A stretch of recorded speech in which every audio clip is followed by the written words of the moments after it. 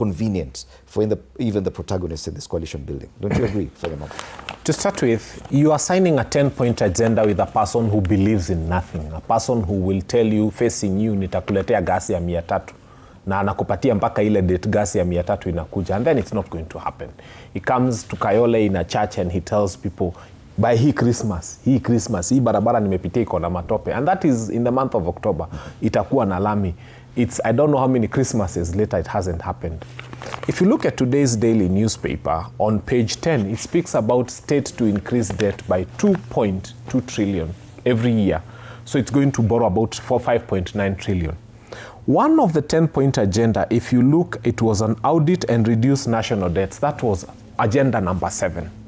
So is this how we are reducing national debts? By borrowing an extra 5.9 trillion, 2.2 trillion per year, money that has never been borrowed in the history of this country. So we are borrowing more, and then we are speaking of we are coming to review 10-point agenda. Don't even waste our time and resources. In fact, you media should not cover people coming to lie to us that they are here to review the 10-point agenda.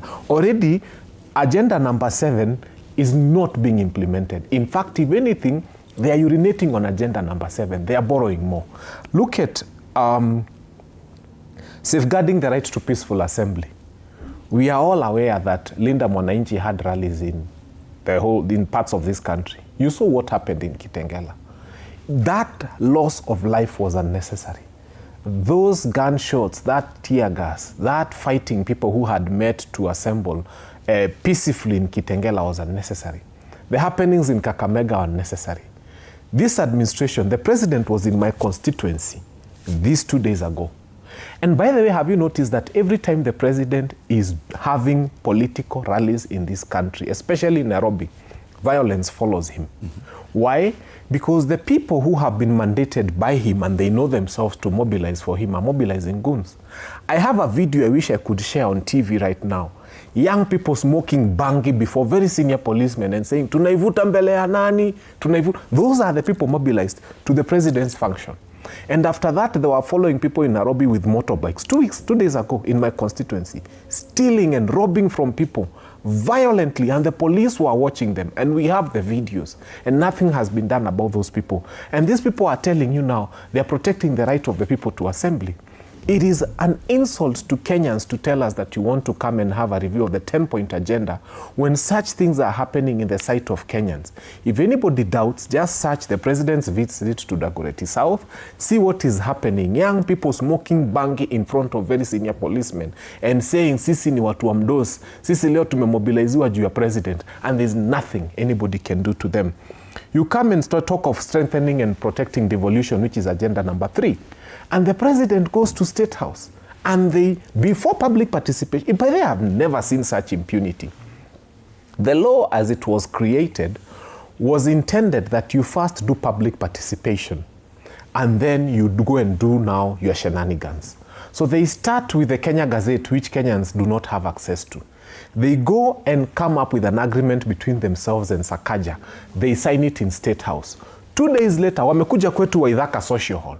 A public participation I had attended.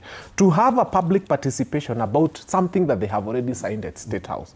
Removing 80 billion from the National Treasury where we have better measures of accountability and taking it to a county that has got no measures of accountability. And then the government goes ahead to insult us even more. Ati wameangalia Kenya mzima, wakaona hakuna watu wanaweza okota garbage. Wakaingia Uganda, wakaingia Tanzania, wakaingia Rwanda, wakaingia Burundi. They've gotten a Ghanaian to come and collect our garbage for us. If that is not an insult to devolution, then what is? Why do we need to have Sakaja in place if we can have Ghanaians collecting garbage for us in this country? Okay. Why don't we just take our garbage to Ghana? They are talking of economic investment in the youth. You saw what was happening with this thing they were calling Nyota. And I told them, you'll bring Nyota, utaleta jua, utaleta mawingu, utaleta everything. But once you're done, let it be remembered that Nyota program is happening in very many African countries. And there is no other African country where it is happening, where it is the president who is directly involved. And there is no African country where it's happening, where people are being gathered together and being told, atisemeni tutam ndio mpatiwe Nyota program. Finally, raise and manage resources responsibly. Again, please, don't waste our time telling us that you're doing a review of this thing. They come before the floor of Parliament, we are already worried that State House is chewing 48 million a day. They actually come and confess that they are spending 123 million shillings a day. And they look at us in the face and they think we are the ones who are abnormal. How do you say it's 10-point agenda? Agenda number 9 is to manage state resources properly. Yeah. How big is State House that you're spending 123 million shillings in a day? Right. Bwana Sosion, you must agree that it would appear disingenuous on the part of ODM and UDA, the ones who signed this MOU, to even say that they are reviewing the progress 1 year later, when a lot of those things have not even been moved.